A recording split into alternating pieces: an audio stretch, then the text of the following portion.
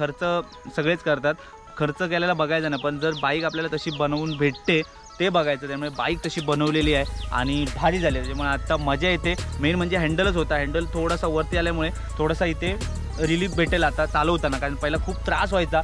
50 ते 100 किलोमीटर चालवल्यानंतर भावाला रॉड नवीन टाकलाय हावाला, आणि थोडासा वरती घेऊन किंचित नाही, मी तो म्हणतो खूप वरती घेतलाय, कारण आता एकदम म्हणजे असं वाटतच नाही की मी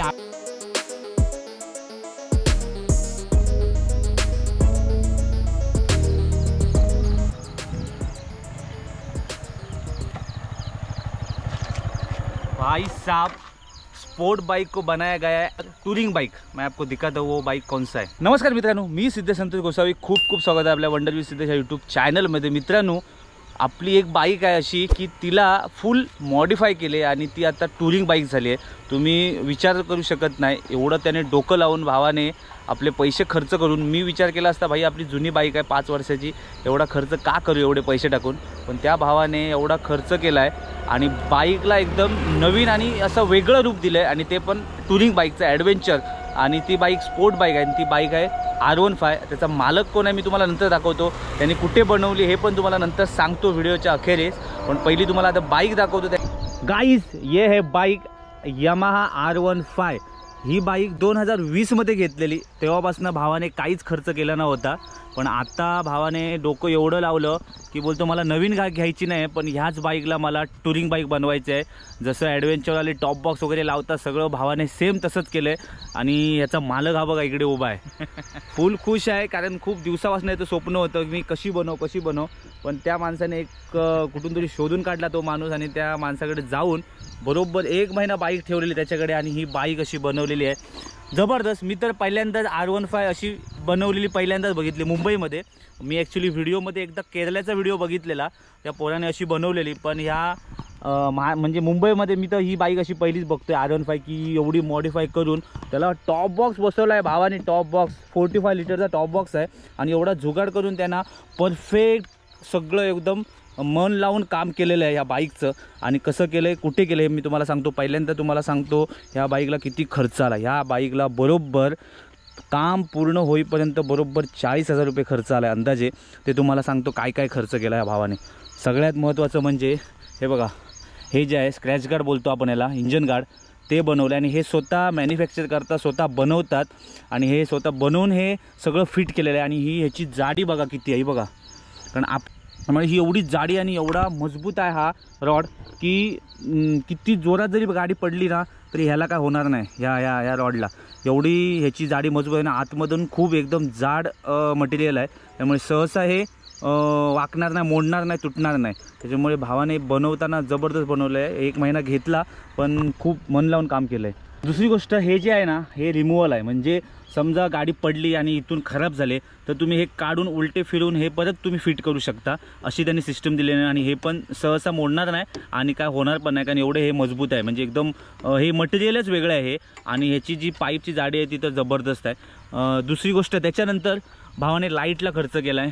हे लाईट लावून घेतलेत, मला वाटतं हे लाईट किती वॅटचे आहेत, 50 वॅटचे आहेत, आणि हे मला वाटतं ऑलमोस्ट ह्याला 5 ते 6 हजाराला गेलेत। पण भाई 1 नंबर लाईट आहे, कारण पूर्ण रोड कवर करतं, आणि त्याला परफेक्ट लावायला जागा पण भारी बनवली। इकडे क्लिप वगैरे ऑलरेडी त्याने वेल्डिंग करून ठेवलेलं, कारण त्याला माहीत होतं लाईट लावायचं, त्यामुळे लाईट पण प्रॉपर लावलेत की जेणेकरून रोड एकदम पूर्ण कवर करणार असे ते लाईटची सिस्टम आहे। बाकी काय त्याच्यावरती ॲडजस्ट करायचं त्याच्यावर आहे, पण सिटीमध्ये तर मी तर बोलतो नाही लावायचं, कारण खूप डोळ्याला त्रास होतो समोरच्याला, त्यामुळे एवढे हे हेवी लाईट आहे याची आणि डोळ्यावर बसते जबरदस्त। तर इथे हे लाईटची सिस्टम झाली, त्याच्यानंतर हा रॉड झाला इथपर्यंत आला, हा बघा, हे म्हणजे हे जो इंजन गार्ड आहे पूर्ण इथपर्यंत कवर करतं सगळं, हे सगळं म्हणजे तुमचं हे सगळं हे समोरचं फायबर आहे पुढचं हे सगळं कवर केलं आहे त्याने इथपर्यंत, हे बघा। आणि इथे हे नट बोल्ट इथे लावला आहे आणि इथे फिट केला याला, त्यामुळे हे पूर्ण सगळं कवर केलं आहे मस्तपैकी।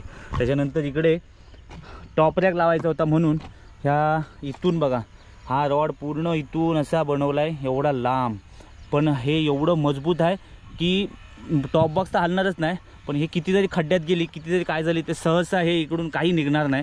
मला वाटतं टॉप रॅकचं पण काय टेन्शन नाही, इकडून खालचे नट पण मोस्टली नाही आणणार, पण हे जे काम केलं त्याने हे मजबूत केलं आहे। कारण हे कसं असतं, पूर्ण गाडी खोलून बनवायचं म्हणजे खूप कठीण काम आहे, आणि R15 त्यात करून, त्याच्यामुळे हे सगळं त्याने 1000 वेळा काढून घालून हे करून सगळं परत तोडून फोडून सगळं बनवलं आहे आणि पूर्ण बाईक खोलून हे सगळं काम केलेलं आहे। त्यामुळे हा रॉड, हे 2 रॉड इथे हे केलेत सेफ्टीसाठी आणि इकडून पूर्ण प्रॉपर असा हा टॉप रॅक स्वतः त्यांनी बनवलेला आहे आणि हा टॉप बॉक्स, त्यामुळे हा टॉप बॉक्स मंदारने इकडून घेऊन गेलेला, मुंबईवरून त्याला घेऊन दिला, म्हणजे हा टॉप बॉक्स गेला बरोबर 8000ला त्याला पडला आणि हे टॉप रॅक मला वाटतं सगळं म्हणजे सगळं पकडून सगळं हे समथिंग 40,000पर्यंत गेलं सगळं पकडून चल पुढचे मग। हां 40 म्हणजे सगळं 45-50पर्यंत पकडून झाला। छोटी मोठी पण कामं होती ती पण त्याने करून घेतली, पण भावाने काम केलं मजबूत, कारण ही जी त्याची जी क्वालिटी आहे ना या मटेरियलची एक नंबर आहे आणि ही जाडी आहे खूप भारी आहे। ठीक आहे आणि कसं आहे शो शायनिंग ह्याचं नाही, पण हे जे काम करतो ना प्रॉपर करतो तो माणूस आहे हा बघा, बॉबी कस्टम पुणे। मला वाटतं बऱ्याच लोकांना माहीत आहे, कोणाला माहीत नसेल तर मी तुम्हाला माहितीसाठी सांगतो, माझा व्हिडिओ पण आहे याच्या अगोदर आम्ही ही जी बाईक द्यायला गेलेलो ती पण लिंक तुम्हाला वरती दिली आहे ती बघा, कसं जायचं कुठे जायचं। बॉबी कस्टमचा सगळा तुम्हाला ॲड्रेस कॉन्टॅक्ट नंबर सगळं डिस्क्रिप्शनमध्ये देतो, पण बॉबी कस्टमकडे आपल्या मुंबईच्या गाड्या खूप असतात आणि पुण्याला सध्या त्याचं काम चालू आहे आणि वर्कशॉप त्याचं पुण्याला आहे। बाकी तर त्याने काय अजून काय नाही, बाकी फक्त ते हेच एवढं केलं आहे। विंडशील्ड इकडे लावली नवीनवाली, हे बघा ही वाली लावून घेतली आहे मजबूत, इकडून थोडंसं कटिंग केलं आहे कारण काय हे सगळं ब्रेकिंग वगैरे अटकत होतं म्हणून थोडंसं इथे कट केलं आहे। पण बाकी तर आता गाडीचा लुक बघा एकदम खतरनाक, एवढी ब्रॉड वाटते गाडी आणि एकदम लांब, त्या टॉप बॉक्समुळे एवढी लांब वाटते, पण आता बाईक घेऊन जाऊ शकतो कुठे पण टुरिंगला।